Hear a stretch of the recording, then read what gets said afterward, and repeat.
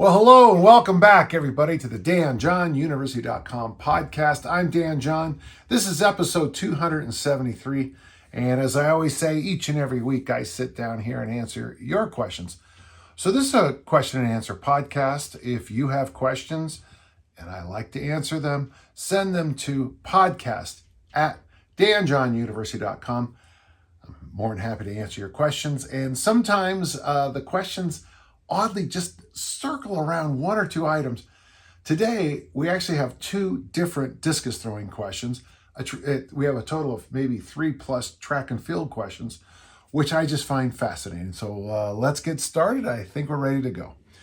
So we have a question from Will, and Will says this: you mentioned training for the 400 meters on a recent podcast. For fun, the 400 meters is something no one ever said. 400 meters, folks.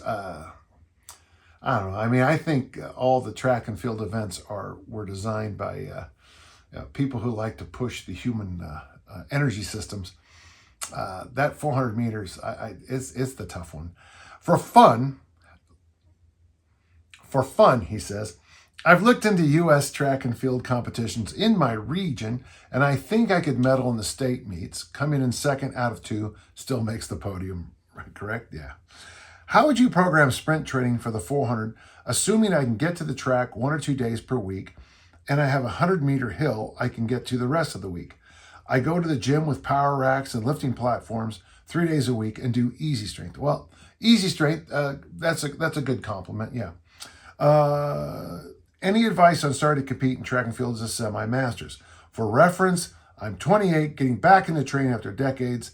My wife and I are thinking about kids in a few years, and I wanted to find a competitive way to get back in shape. Well, the nice thing about doing the 400 meters, if it only takes a minute, or actually, if you're good, it only takes 50 seconds, or if you're really good, it only takes 45 seconds. Ladies and gentlemen, if you can do this, run one loop around a standard track in 47 seconds. Just go out and try it on your own. If you can do that, you don't have to worry about too much else. So he has some questions on competing. It might be real specific to just you, but there's something there I want to share, Will. So first off, I think strength training is a key to being a good sprinter. But the other side of that is this. I also believe in the work of Charlie Francis, where when you're training sprinters, the one thing you don't want to ever get them is sore. So one of the things about sprinting, and I include the 400 meters now in the sprints. In fact, I've had people tell me the 800 meter now is a sprint, which I'll just say that's not the way I ran 2 laps in high school. Things are just changed. So what you don't want to do is on your weight room side, you don't want a great variety of exercises. Pick a couple, stick with them. Easy strength isn't a bad way to go. If you read the work of Barry Ross, you'll see that easy strength is his weightlifting program. The great sprint coach Charlie Francis used to just tell his sprinters, at least that's what he said in the workshop, he didn't care what exercises they did as long as they just stuck with whatever they chose. Sprinter sprint. Now, I have a rule that we came up with a long time ago, and I like it. It's called the rule of 1,200 meters. So on those days that you're on the track, I don't want you to run for more than 1,200 meters. Now, I should say, I don't want you to sprint for more than 1,200. Now, what I'm about to say is going to sound pretty simple, but that means 12 100 meters. Now, doing 12 quality 100 meters in a workout would be really hard. It's going to be 3 400 meters. Now, doing 3 400 meters in a workout session, if you're good, could take an hour and a half because of the prep time for the high end sprint, kind of the cool down after each one of those, the long recovery period, and then to do it again. It's 2 600 meters, but what I'd like you to do is maybe just break out a piece of paper, and I would use 100, 200, 300, 400, 600, and maybe 800 and 1,200 just for one-offs. But and just kind of play around with some numbers. So here's a simple idea. One day you could do a 600 meter and just do it as a time, just to see how your over distance is going. You could follow that up with a 200, and you could follow that up with a 400, and there you go. There's 1,200 meters. Running 6 200 meters in a training session is going to be hard. But the idea is, outside of the warm-up time, anything beyond 1,200 meters starts to get a little bit, kind of junk mileage for a sprinter. There's nothing wrong with going out to the track one day and running the 3 laps, a one time 1,200. There's nothing wrong with doing 2 600s in a practice, but you really do want to focus on the hundreds, the 200s, and the 300s. Can you do it 2 days a week? Yeah, I think you can, and I think you probably could get under an hour in these training sessions.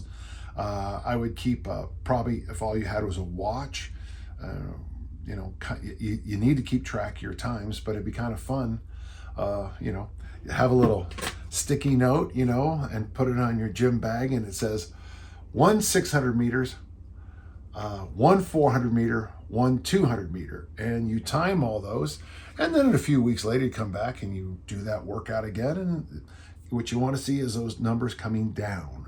Remember, track and field is the ultimate density training program. The distances always stay the same, and the goal is to do them in less and less time. Okay, so if you're doing a press, you're doing a press, a deadlift, ab wheel, that might be enough for you, and on your easy strength program, and whatever else you decide. A curl might be great. Something else would be fine too. Swings, loaded carries. And then get out to the track twice a week and do that formal organized running. And then with that big hill that you have, I would suggest doing something the Swedes used to call fartlek, means speed play. And maybe, go for a little run, walk, vary it. When you hit the hill, hit it as hard as you can. Walk after that, accelerate at certain places, ease up at other places, hit the hill a couple of times, and get yourself in general shape. At age 28, I could easily see you breaking 60 seconds in the first season, maybe even faster than that, and there's nothing wrong with that. And if you can get yourself down close to 50, let me know, and I'll see if I can get you a scholarship somewhere. All right, thanks so much. Lloyd has a question, and I like these kind of questions. Not so much from the standpoint of should you, but could you? How would you program hill sprints and push-ups in a sort of armor building program? I was listening to an older podcast maybe a year ago, and you said something along the lines as you can program anything for armor building if you make a few tweaks.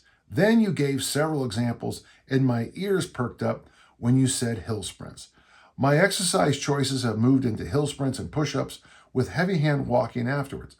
Boy, I like that. And I would even suggest doing the push-ups, 10 push-ups, jump up, hit the hill, recover, come down, 10 push-ups, hit the hill, recover, come down.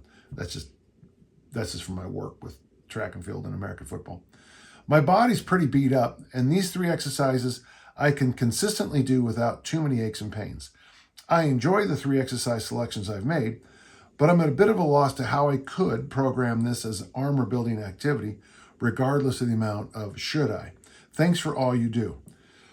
I'm a little confused because the exercises you mentioned were hill sprints, push-ups, and heavy hands. And to me, that goes well 2 or 3 days a week as a general conditioning thing. And if you decide to throw the armor building materials in there, I wouldn't, if you're going to stick with those push-ups, I would do an armor building complex 1 day a week. I'd do high rep presses another day of the week, single arm, that 2, 3, 5, 10 I mentioned in the book, or double arm 2, 3, 5, 10, depending on what equipment you have. But I would stick with the focus on the push-up, sprints, and heavy hands because that's really good. And the ABC and the high rep presses will just be a nice complement with an E. Complement always has an E in it, not an I, in this example. And I think it would work well. When you do the armor building formula as written, one of the reasons I encourage people just to do it as it's in the book, Armor Building Formula, available at armorbuildingformula.com. One of the reasons I emphasize just doing it as written for 8 weeks is once you start adding things to a recipe, adding things to a workout program, it's real hard afterwards to figure out what went wrong. When I was young, we used to do this thing with baking soda and vinegar, and you'd make a little mountain and you'd make it turn into a volcano. And then I tried to make it better and better by adding more and more ingredients, and it never ever worked. And I was only probably in the 6th, 7th grade. It was in my chemistry set that I had, which was fun, probably too much fun. And the things we would do with it, how we survived youth is a miracle to me. But when you add things to a recipe, when you add things to a chemistry experiment, it doesn't always go right. So that's why I like people to stick to the basics until they get done, then add. When I cook turkeys, for example, I add cinnamon sticks, citrus, and apples into the bag I cook them in, because it really gives some interesting smells and tastes. But I make sure the turkey's thawed, defrosted. I make sure it's a quality turkey. I wash it beforehand, and I turn the oven on the right temperature first. So make sure you follow the recipe before you get cute. So I like what you're doing here. Keep doing what you're doing 2-3 days a week. Try the ABC 1 day a week and try the high rep presses another. Lloyd, that's a good idea. Thank you. So we got a question from Jim. Jim is 67 years old, a great age to be. 5'9" and currently 250 pounds. I plan to lose about 50 pounds over the next year and perhaps more after that. Jim, 50 pounds is a lot to lose in a year. But he then encourages us with the next line. As I've already lost about 15 pounds, I am having an issue with loose, saggy skin, sort of deflated water balloon look and feeling. Is there a reasonable way to deal with this issue? Will the skin eventually tighten up? Would hypertrophy training help fill up the empty space? I appreciate any advice you can give. I'm afraid a subconscious fear of this issue may be keeping me going, giving fat loss my best effort. Well, Jim, I'm certainly not an expert in this.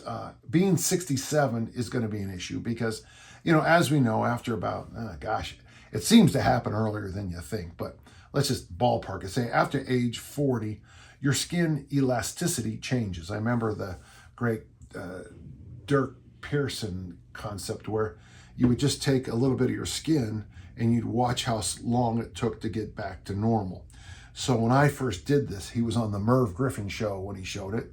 So I was probably in high school and I watched it and I went like this and my skin snapped back.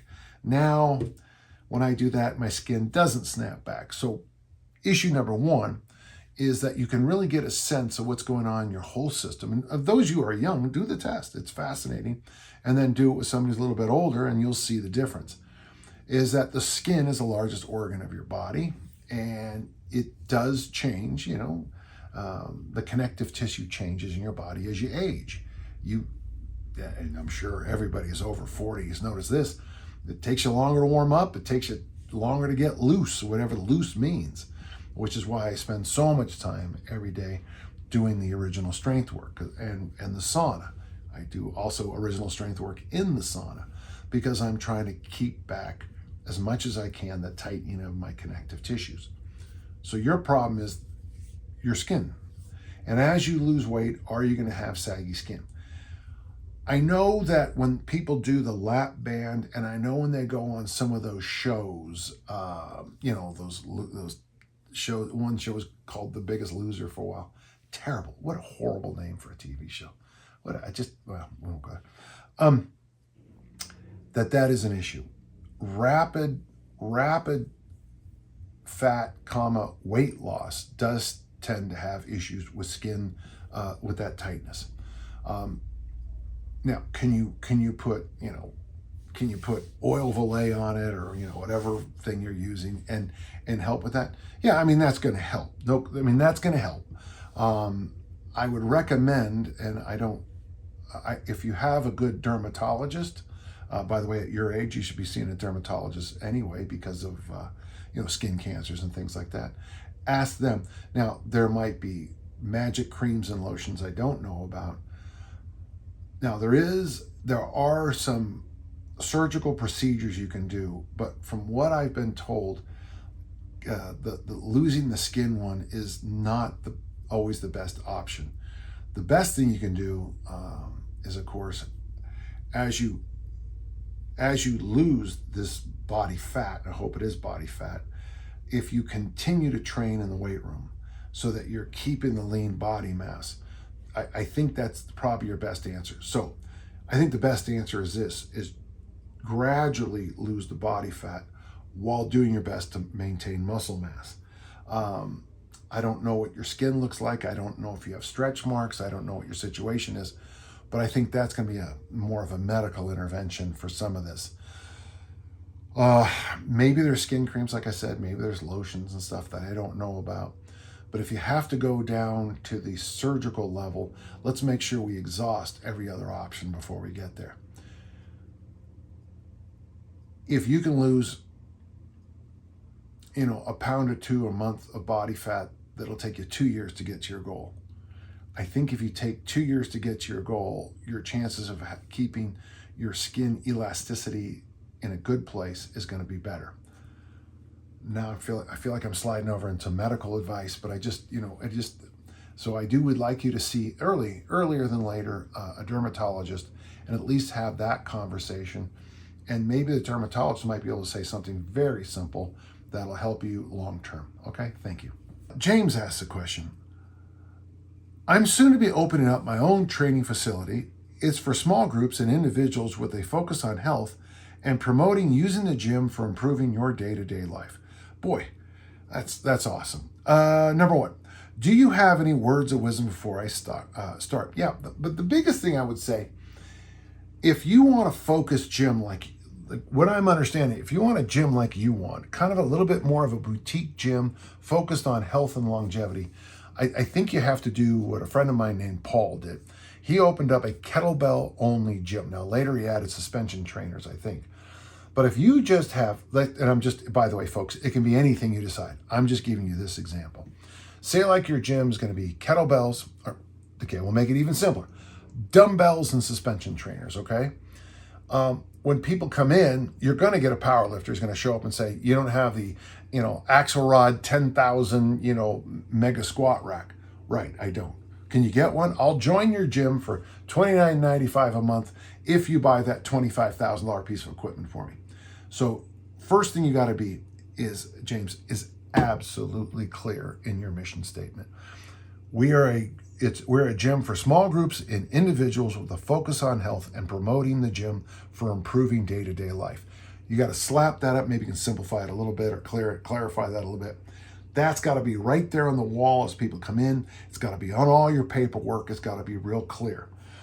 So the first thing I would do is, with equipment, define who you are. If I was going to open a gym, and right over here, they're building an area.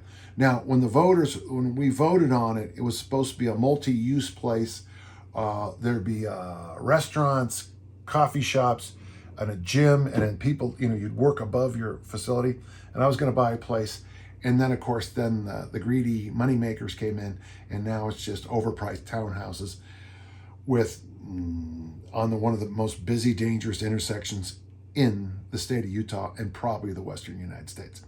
But I was going to open a boutique gym myself there, live above it, rent it out to my friends who are personal trainers and doing small group classes. And it was going to be just kettlebells, original strength, and suspension trainer work. That's it. So original strength, you would do a double kettlebell press, you do original strength, you do a, tees on the suspension trainer, that kind of gym, okay? And it was be very focused on what you're doing here. So the first thing you got to do is figure out what your boutique gym is going to be. From there, you make a sniper shot on the equipment. If you buy quality kettlebells, now most of mine in my gym are Dragon Door. I've gotten a few through the years as donations. There's a place over here that one of those places where you buy stuff where that fell out of the back of the truck place. And I was able to buy a whole bunch of kettlebells there, really good kettlebells. I couldn't have, it would have been, I got double 36s for want to say $64. I mean, that's not even shipping costs. So if you're going to use kettlebell, if you're going to use kettlebells and you're going to use suspension trainers, pick a brand that you want to buy. Only buy that one brand.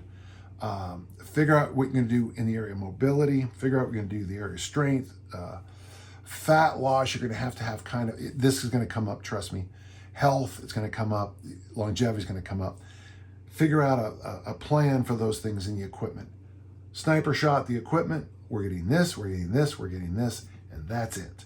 If a client says, I want to do this, you say, that's great.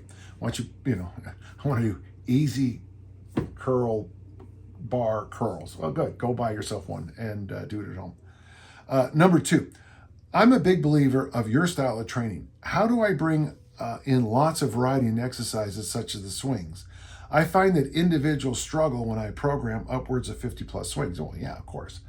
It's not like, I feel like it's not much after the 500 swing program.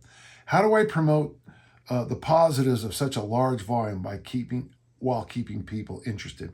One thing, James, if you do read my work or listen to any of my workshops, you'll see that I have a workout matrix. It's based on 39 different exercises. Again, I cheat on that because one of them is the whole squat family, so that's obviously cheating. But for me, as much as I like kettlebell swings, I think they have great value. For most people I know, and I've mentioned this on the podcast before, now I emphasize the hip thrust and an exercise I call the vertical plank. Vertical plank is you stand tall, and you can do it with a post. You can do it a desk. You can do it with Dynamax rubber bands coming from a ceiling. You can do it with suspension trainers. Is you get your hands out just about sternum or xiphoid process height. You grab it or you push down like this, and you do an isometric standing movement with your arms locked out. I call that a vertical plank. And the vertical plank, I think, is a great way to teach the top position of a kettlebell swing.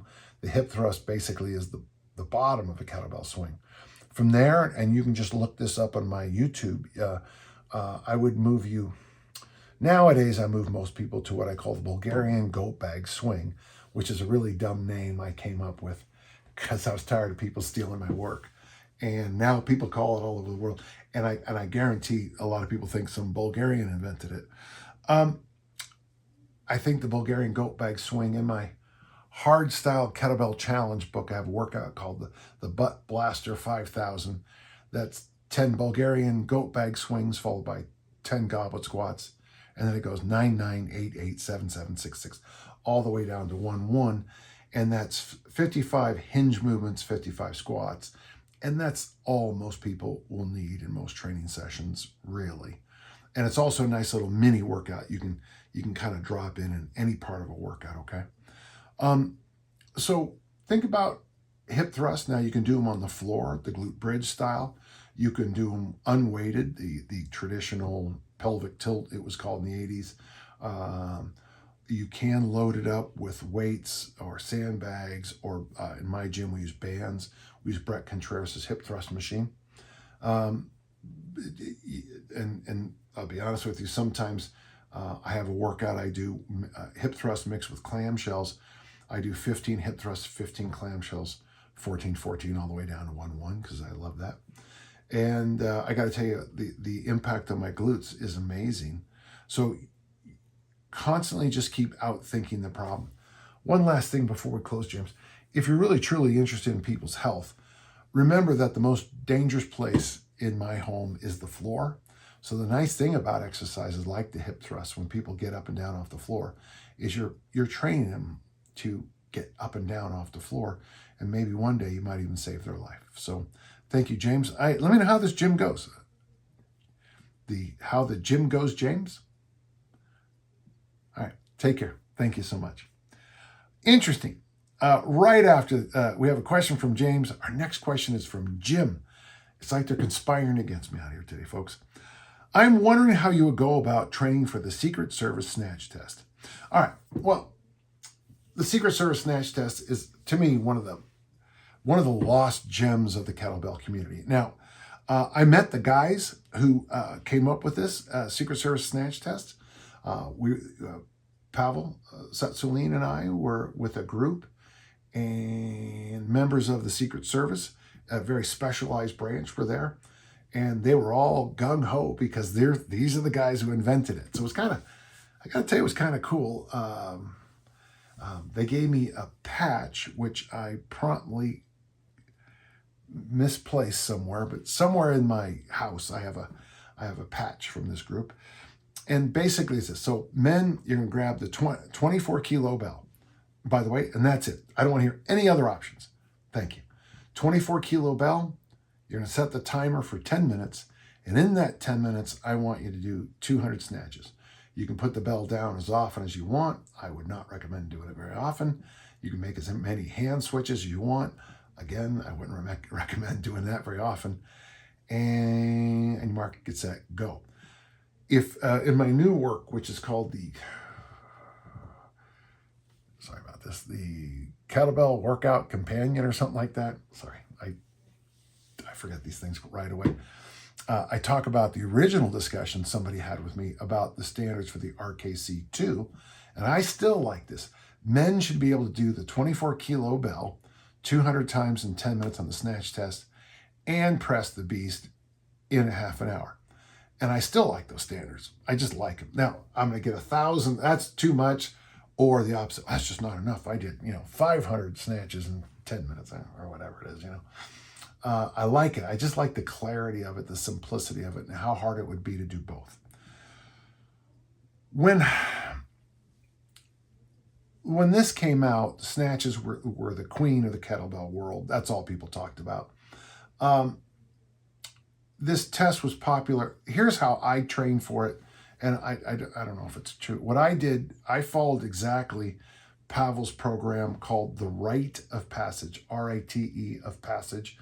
I did it exactly as written. I built up 1, 2, 3, 4, 5, clean and press left, clean and press right, 1 pull-up. Now the pull-up, it was optional, but it helped me. Clean and press 2, clean and press 2 right, 2 pull-ups, 3 clean and press left, 3 clean and press right, 3 pull-ups. 1, 2, 3, 4, 5. I built up to 5 rungs of that. It was one of the longest workouts I could ever remember in my home gym because I got bored about halfway. But that ends up being 75 clean and press left, 75 clean and press right, and then 75 pull-ups. And then I finished it off with, it was a roll the dice thing. So whether it was 2 minutes, 4 minutes, 6 minutes, 8 minutes, or 10 minutes of snatches or swings. That's how I prepared for it. And what was I preparing for was the RKC down in San Jose. I went down there. I had my form fixed. Brett Jones is an outstanding instructor. He was very helpful. There were still a long ways from getting the squat down. And you're welcome. The goblet squat is what fixed it. And the Turkish get-up was not well taught. But boy, I tell you, the clean and press was taught well.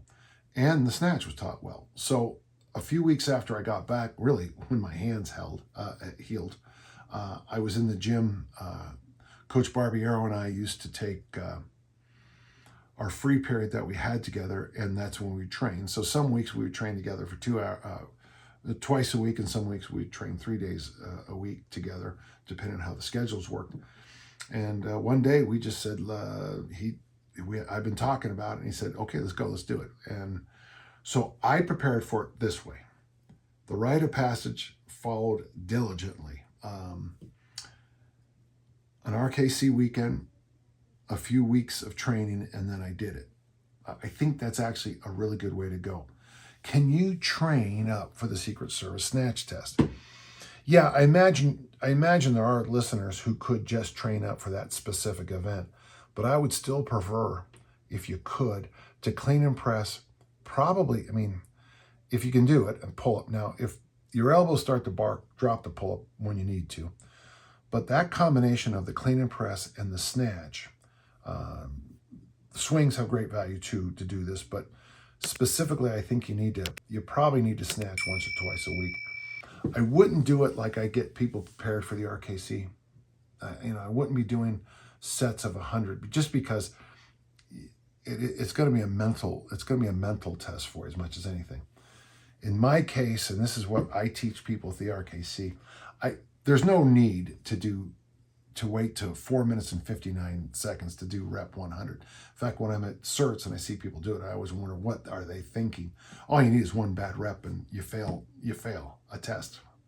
So the way I coach it, we try to get through the 100 reps as fast as you can.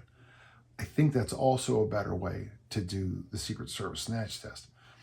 I think at the time I was probably getting the 100 snatches just after the 4 minute mark. So let's say, so also too, when I do the 100 snatches, I go 20 left, 20 right, 15 left, 15 right, 10 left, 10 right. And then on paper, I'm supposed to go 5 left, 5 right. But generally I just do the last set of 10 with the left hand. So I don't have many, so that's only 6 or 7 hand switches. So it's just not that. You're going the whole time, which is the way I think. Lacey finished hers in 3 minutes and 30 seconds and kept going at the RKC. I actually thought she would have a chance if she wanted to get the 200, within 6 or 7 minutes. She flew through that test. So say like you get to your 100 reps around the 4 minute and 20 second mark. If you can get even 10 more reps from 420 to 5 minutes, maybe even a few more, that gets you to 110, 115, 120 reps at the 5 minute mark, meaning that you have 5 minutes to get, 80, 85, 90 reps in. And I think that's how you pass the test. You're going to be exhausted on those last 100. You're going to be tired. But if you have a situation where you have 5 minutes to get in 80 reps, so that would be ideal. If you can go 5, 5, 5, 5, 5, 5, and just grind them out, I think that's the way to go. One of the things you will notice when you do the Secret Service snatch test, if you do it the way most of us do it, kind of more of a challenge than an actual, trying to win the world championships of this event that doesn't exist. You might notice you put the bell down a lot at certain places. Like you're gonna hit some fatigue, and you're going to. So just keep fighting through that 150 to 160 area. And then once you kind of get on that backside, say you have 2.5 minutes to get 30 reps in, you might be able to grind those out almost with just singles, almost. But just keep fighting away. Your technique's gonna be very important here. I think it's really important in the Secret Service snatch test to stab every rep. So stab every rep at the top so that your hands are free like this. The bell will sit right in here. This way you don't have so much. And then as you cast the bell down, you have to keep it close to your body and keep your hand open as long as you can.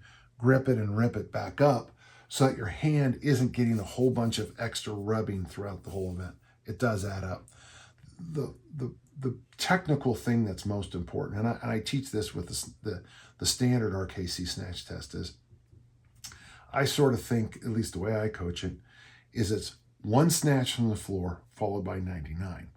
And after rep 1, what gets you up here, I like to think of the reps starting at the top and then down, up is a rep. So you try to rest up here, you try to, you catch yourself up here, whatever that means. You catch your breath, you catch your brain, you catch your grip strength, whatever it is. And I like the idea of boom, boom, 1, boom, boom, 2. When you do the Secret Service snatch test, because there's a really good chance you're going to put the bell on the ground a lot, really sit back. Every time you take the bell off the ground and really over-exaggerate how much your hips are working from the snatches that are from the floor. And whatever you do, don't do those snappy dead hang ones, because there's no way your shoulder is going to survive that. And I learned that at a GS event years ago when I tried to outthink good technique. I hope that helps. Fun question. Thank you. Raj asks a question. I'm a big fan of your work and I'm writing on behalf of my brother-in-law. The old asking for a friend ploy. Well done. He is very keen on contributing to his community. Recently, he signed up as a citizen volunteer to patrol the streets in a city and alert the police to crimes or dangerous situations. He has been assigned some tough neighborhoods, and he thinks he could do better if he looked physically intimidating. However, the challenge, he is untrained, 5'6", and skinny fat, a typical office worker in his late 30s. No injuries, thankfully.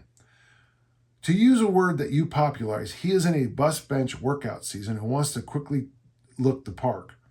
Would you have any suggestions on specific body parts for him to focus on so that he can look intimidating? Would you have any workout suggestions? I was thinking of recommending your Mass Made Simple or Armor Building Formula book to him, but he's a rank beginner in training. Whoa, so we're going to send a guy in the streets who's never trained, and we're going to train him. Listen, the options are good.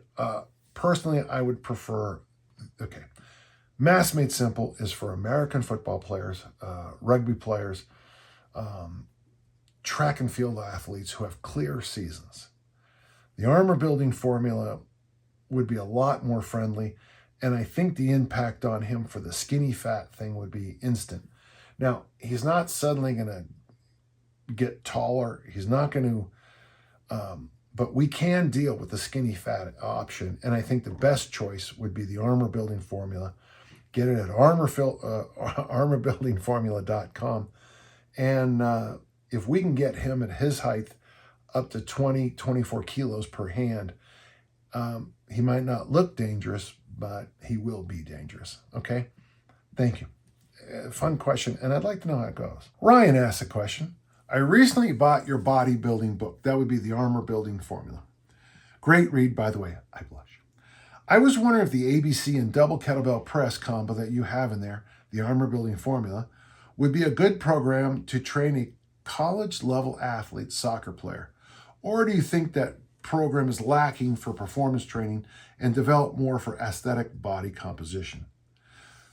Well, the thing about the Armor Building Formula is that, it does, it gives you barnyard wide shoulders and a wasp waist. I feel like I'm in a 1950s ad in the back of a magazine, But one of the reasons people like the ABC so much, the Armor Building Complex so much, is that, this comes from American football players, the program, because they felt like this is how the game is played. The nice thing about his sport is the best conditioning for soccer football is playing the game. The best thing he can do to get better at soccer football is to go out, or association football, is to go out and play with better people and, watch the magical tricks the people who are better at doing, master those and become better. When it comes to not on the field of play, I got to tell you, I think the Armor Building Complex is a great way to go. Now, whether the high repetition presses will be helpful or not, that's going to be a little bit more individual. I think if he has a season, a clear season, so it goes the summer months, the late spring, summer months, early fall, obviously the pressing in the off season, the winter months, might have some great value. We know that, it's interesting when you look at the statistics in America for high school injuries. It's fascinating because now that they count cheerleading as a sport, that is the easiest sport to get badly hurt in. But right up there is soccer because of the hitting the ball with your head. And I didn't realize this, but they banned using your head in youth soccer, which doesn't, it'll be interesting to see how that impacts the game, 15 years from now. But there is an issue with head injuries in soccer. Sometimes, especially on corner kicks, people do slam their heads into each other.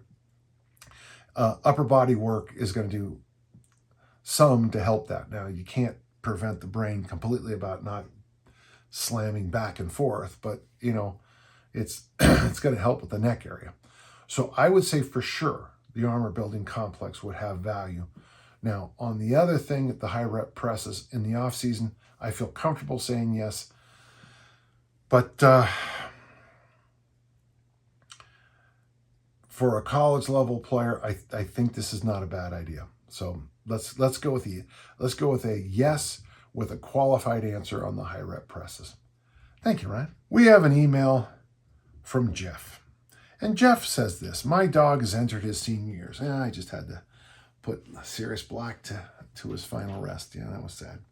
And he's aging. Our weekly mileage is decreasing. We are currently walk about 50% less than we did regularly just 3 or 4 years ago. Yeah, I got to the point where I could only get Mr. Black to take one loop. That was tough. Recently, I started a ruck for some of our walks, particularly our long walks on weekends. I don't wear a heart rate monitor, but I find that a rucking 2.5 miles in 45 minutes with 35 pounds, that's just about perfect, Jeff. Works up a good sweat and makes me feel more solid. I've read a few of your books and listened to many hours of the podcast, and although you frequently recommend walking, I don't recall you ever having much to say about rucking. I think it's pretty clear you haven't read all my books. I ruck 5 days a week, so I only use a 10-pound vest. This comes from a military group I work with, and they're concerned that people are over rucking, and I do heavy hands with it. I use 2 pounds in each. I do have vests that go up to 35, and I'll wear that if I'm not using anything in my hands. But I'm a big fan of rucking. The mistake I think most people make is that they're overloading the ruck. Since the Roman Empire, we've known that the infantry can carry comfortably 15 kilos, which is 35 pounds. When you get over that, you start beating the hell out of the ankles, the knees, the hips, and the back. The back takes a beating. And also, too, some of the military groups I'm saying are this over-rucking is getting this kind of this weird loaded issue with this part of the spine, the cervical spine. What gives? So the follow-up, Jeff says, is what gives. Like, I haven't been talking about rucking. Even though I'm the one, if you read The Art of Manliness, it's a great podcast. When they interview me, I tell them about one of my secrets, which is called reverse rucking. But of course, I've never talked about it. It seems like a great activity to complement loaded carry, armor building, and fat loss program. Jeff, I absolutely 100% agree with you, which is why 5 days a week I do a variation of it. Even when I walk, I tend to either do heavy hands now, low, level 1, level 2 at the most, or rucking, just because I'm trying to do this thing I call reverse rucking. As always, and I think part of what Jeff's saying echoes this. What we do, especially in the world of fitness, is if something is good, 1,000 times more has to be better, and it's just not true. I do have a concern that rucking is going to be the. Do you remember about 2 years ago when everyone was running backwards and doing these really hyper deep reverse lunges and then all these other tools keep showing up. I always tell people, this is John Jesse's book. I get mine from Bill Hinburn's site, but the Wrestling Physical Conditioning Encyclopedia. And you just can go in here and you can find literally every new craze that's about to show up in our industry. There's all pretty soon wrist roller. I'm making a guess, but wrist rollers are going to come back in, or those short little you guys probably, this might even be. It was a style of shock training where you put a big weight on the floor and you would come up and it was undeadliftable, but you would push as hard as you can and take all the slack out of the bar. Or you'd put a heavy load in the rack and you couldn't lift it, but you try to shock the weight up. That'll come back because that stuff was always, it looks cool anyway.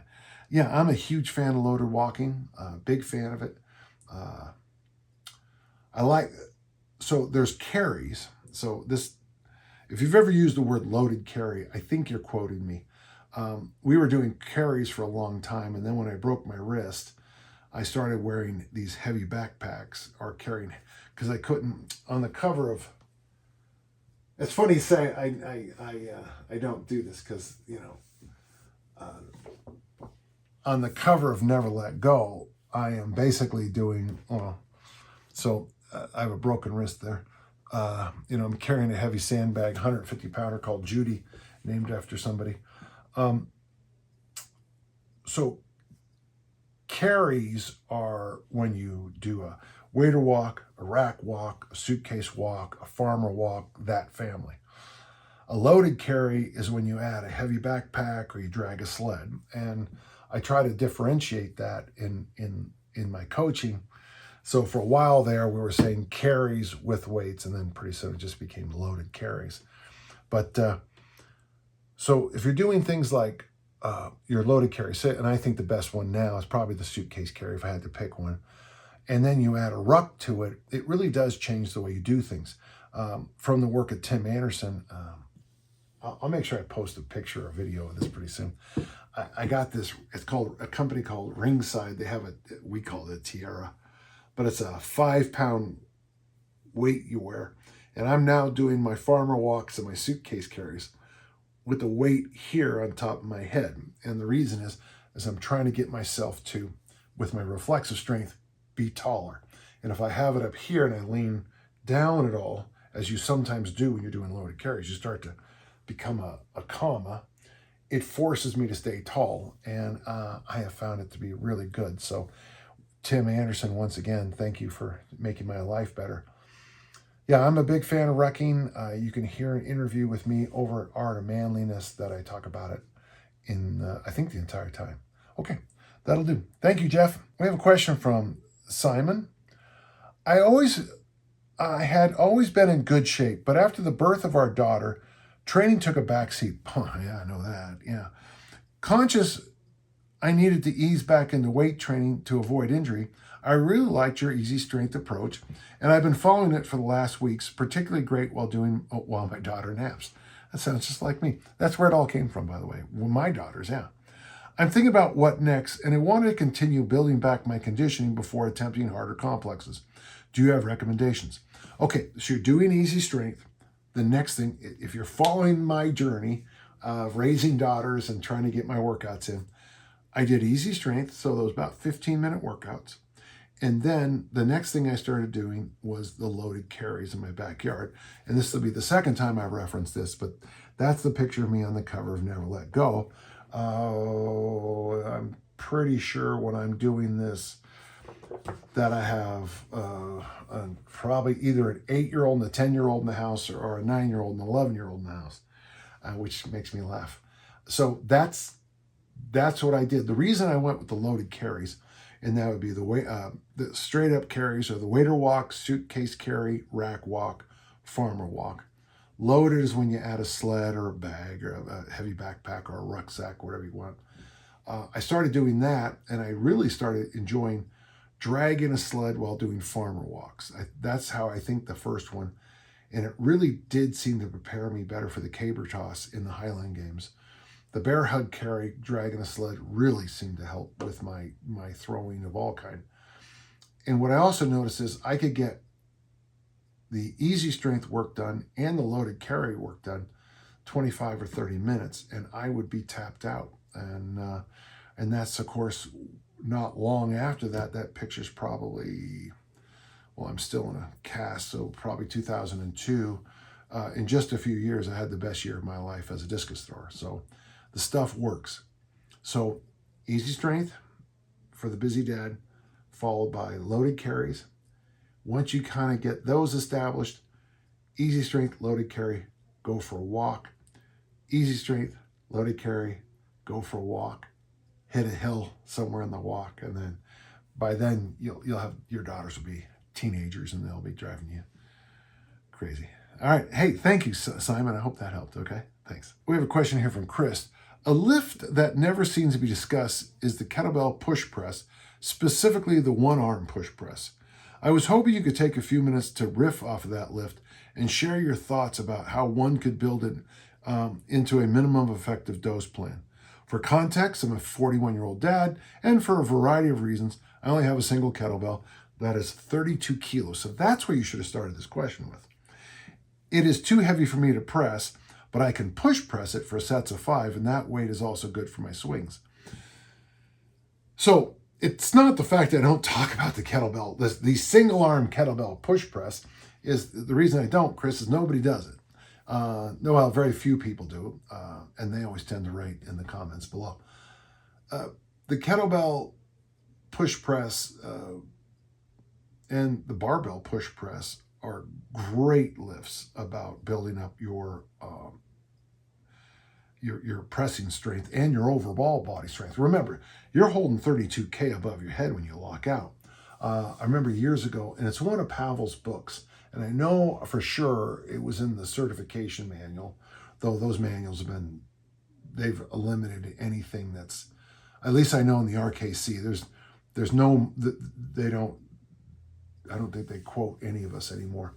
But, Pavel asked me why the push press was so good. I said, it's because you use more weight. And I wasn't joking. I was serious. For my time, I came into Olympic lifting just after the press was eliminated. But we still did push presses because the nice thing about it is, so you get that dip, and as you drive it up, you keep accelerating. And my coach thought there was real value in learning that acceleration. So you dip, you drive, and then you finish with the press. He felt that it helped better with the lockout for the Olympic lifts. So Chris, ballparking here, the fact that you can do sets of 5 with it, I love the idea of you doing single kettlebell press left arm, push press left arm, single kettlebell push press right arm, followed by a round of swings. And I want you to try this workout for me. Go 5-5-20 or 5-5-15, okay? 4-4-15, 3-3-15, 2-2-15, 1-1-15, and get a sense of how much more stable you become as you get tired. I think it's a good idea. Minimum effective dose for push presses. You're starting to slide over into the Olympic lifting numbers, so you're probably going to find the reps, the 2, 3, 5 to be your best rep schemes. But let's throw in those other numbers too until we can figure this out a little better. Chris, good luck on this. I hope all the listeners take note of what Chris is doing. He's got a heavy bell, and he's working around it, versus getting a heavy bell and saying, "Woe was me." So hats off to you, Chris. I appreciate it. We have a question from Greg, and he has 2 G's. Actually, he's got 3 G's in his name, Greg. Wow. It's a lot of G's for one short name. I don't have a question per se, but would love to hear your thoughts, analysis, breakdown, synopsis of Valarie Allman on the podcast. I haven't seen anyone this dominant in an event in years. I know you must be extra stoked seeing an American this good in your event. Well, it doesn't matter if she's an American or not. I love quality discus throwing. So Val is I think she's down in either Texas. She was in Texas for a long time. I think she's still there. One of my former athletes will be competing against her very soon as the season comes around. The thing I like best about Val Allman, and I think it's very strange to say, but her background is in dancing. So when she was in high school, this is the story I read, is that she moved to the discus throw, and surprisingly it was a natural. Well, I love that. One of my athletes is a Major League Baseball catcher. And as a kid, he didn't just catch all the time. In fact, I'm trying to encourage my nephew to do the same, but why would anyone listen to me? But what this Major League catcher told me one time was important. He said that as a child, he learned gymnastics, and then he raced BMX bikes. Well, why is that big? Well, instead of just playing baseball year round and he learned body control from both the sports. He learned to be fairly fearless from BMX racing. He learned how his body could communicate and talk to itself through the gymnastics. So very often, I think, with elite athletes, they have strange stories.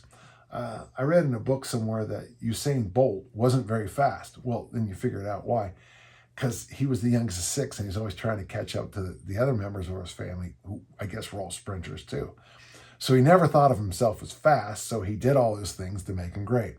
So what I like about Val's story about being a discus thrower who was a dancer is it just kind of inspires me as a coach to keep looking in different directions for elite performance. And I got to tell you something else. In the language we use, it's stretch 1, 2, 3. The 3 position is where both feet are on the ground, and that's where you're going to throw it, the power position. A is where you catch the discus, B is 180 degrees from the sector, and C is where you release it. I don't think I've ever seen a thrower do 3A to 3B better than her. It's gorgeous. She stays so long, and she keeps that chin knee toe relationship. And when she comes around, that's where you take the picture. But that discus is already going to go a long way. So yeah, very impressed, Greg. And thanks for asking the question. It was kind of fun. I'm proud to be a discus thrower. Sadly, I've got a few physical issues that don't allow me to do it anymore, which is sad. But I still coach it every single day. So thank you. I know the next person very well. His name is George, and I've had several beverages with George and many, many meaningful phone calls. What's the purpose of a train log for a lifter who has been strength training for 10 years or more? You figured out what works and probably got as strong and as muscular as possible. It's funny you say that, George, because right there in my office is my training journal, and they go back to 1971. I can go back through my career, and it's really hard for me to go through my old journals, and I'll tell you why. Because I'll see something and I'll say, that is such a good idea. Why did I stop doing it? I'll look at something and say, that was the dumbest thing I ever did, but I'm bought in entirely. So the number one thing it does for you, George, first off, it reminds you, for me anyway, is that this is a journey. And this is a very strange journey. Schopenhauer, has that great line basically where he says, when you go through life, you think you're just in a series of collisions. You hit this, you go that way, you hit this, you go that way. And then he says, but when you look back at a certain age, it's an absolutely straight line. One of the things that helps me understand Schopenhauer is going through my journal. I can see certain things. I come up with certain truths. I just started a new journal this week, and at the start of every new journal, George, I write out the things I've just learned. And I've been doing that for 30 or 40 years. And it's just fascinating to see how the same rhythms come back up.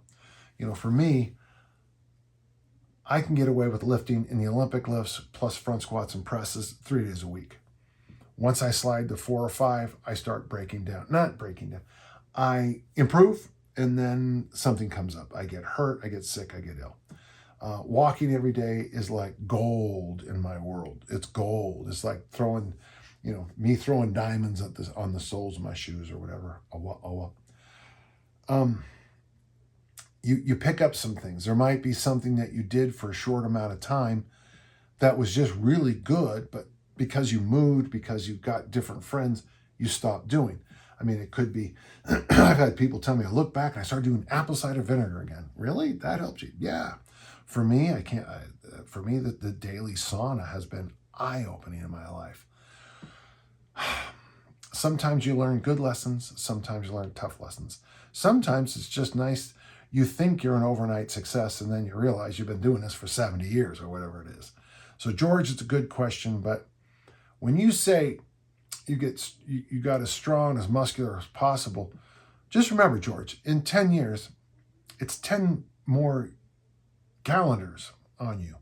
It's 10 more opportunities to get sick, the flu, fall down flight stairs, auto accidents, all kinds of things. And this will shock you, but in 10 years, hold on, folks, you're going to be 10 years older. And I got to tell you, it changes things. So I hope that helps. The nice thing about keeping a journal, a diary the whole time, is you get a chance to see the good changes and the bad changes, and it gives you a chance to work around both. Okay? Thank you. Neil finishes up today. Jiu-Jitsu led me to kettlebells, led me to 10,000 swing challenge, led me to you, and eventually Easy Strength, Omnibook, and the armor building formula. Well, thank God for Jiu-Jitsu so that we could meet, Neil. I appreciate all the insights of the past couple of years, and I think finding your work allowed me to come out of COVID a lot stronger and more supple than when I went into it. That's great. After reading a number of your books and learning the Olympic lifts well enough, inevitably to become curious about how one would get started learning to throw the discus and the shot put, neither of which I have experienced. I'm going to give you a really short answer on this one, okay? Is it too late to start as an adult who has never threw scholastically, as someone who is just looking to pick up a fun hobby and maybe do the local masters meets that is hosted at a nearby high school? No, it's not too late. And the fun thing is, I can tell you, let me tell you a story, young man. I'm thinking about my brother Gary. My brother Gary is 8 years older than I am. And his son went to high school, and the high school coach said, I think you ought to come out for track and field and throw the discus. So David came home and said, Coach wants me to do the discus. I don't even know what it is. And Gary said, well, your Uncle Danny knows a whole bunch. So Gary started coaching the high school track team and the middle school track teams. And he's actually, weirdly, a pretty good coach, which if you knew him, no, I shouldn't. Gary, I love you. And all of a sudden he started picking it up himself and really enjoying it. Pretty soon he picked up the hammer and he called me up and he said, should I start competing? And I said to him, and I'm saying the same thing to you. In 8 years, you're going to have as much experience throwing the discus at the hammer as any Division I senior, as any university hotshot. So he started throwing, and as of this phone call, I think he's the #1 ranked master hammer thrower in the world in his age group. And hats off to you. So no, it's not too old. And the nice thing is, once you start going to masters meets, you're going to enjoy it. There are some characters at these meets. There are some lunatics at these meets. And there's a lot of really, really quality people at these meets. And when you go to the meets, you'll quickly figure out the three groups. And no, you're not too late. 2, do you have any suggestions, books or videos or training series? You can speak to the bare minimum necessary to get started. I recommend, I don't know what companies sell them. I know Gill has them. I think Perform Better might have them. But we call them a power ball. I'd get a 4-pound. It's a plastic ball. It has a handle on it. I would get the softer ones. Get the 4-pound ones, and you can learn the shot and discus with that. Find a wall you can throw into, and then I'm going to give you $1 million piece of information. At danjohnuniversity.com, we have an area called the documents section or the downloads, one of the two. And in there, I have my free book, A Contrarian Approach to the Discus Throw. I wrote it in 2002. Everything I know about throwing is in there. Basically, pardon me, I have picked up a few things since then. You know, I wrote that 22, 23 years ago, and I'll look at it and I'll just go, man, that. Now, it's unsellable because, you know, it's about discus throwing. Somebody asked me if they'd make any money selling books about throwing. It broke my heart to say no. But it's all in there. It's how I do things. You're going to see things like farmer walks and overhead squats. The farmer walks will help you with distance. The overhead squats will teach a technical point. Hill sprints, by the way, that's all you really need to do if you're a master thrower. Overhead squats, farmer walk, and hill sprints. And then the basics of throwing I teach you. The nice thing about living in the time we live now is that YouTube is filled with really good videos on just about every sport. Some of them you can't trust, obviously, but you'll pick that up in a few minutes. Sometimes people say, this guy's teaching Olympic lifts. It looks terrible. And I'll turn it on and I'll be like, yeah, you're right. It looks terrible. I realize my technique at 67 is rough, but, give me a break. How many 67-year-olds, do the Olympic lifts, 3 days a week and compete? Not many. So I hope that helps. And as you get going, you're going to start bumping into people who know me, and you tell them to teach you better how to do it. I would sign up for the nationals as soon as I can, put a little pressure on yourself and get going, okay? Good luck to you. 2 discus throwing questions. How fun this week. Well, I can't believe it. That's it. I am shocked. That went very quickly. Again, each and every week I sit down here to answer your questions here on the danjohnuniversity.com podcast. If you have questions, and you might, send them to podcast@danjohnuniversity.com. I sit down here each and every week. I love answering the questions. I love them when they're fun questions like this. So until next time, let's keep on lifting and learning. Thank you.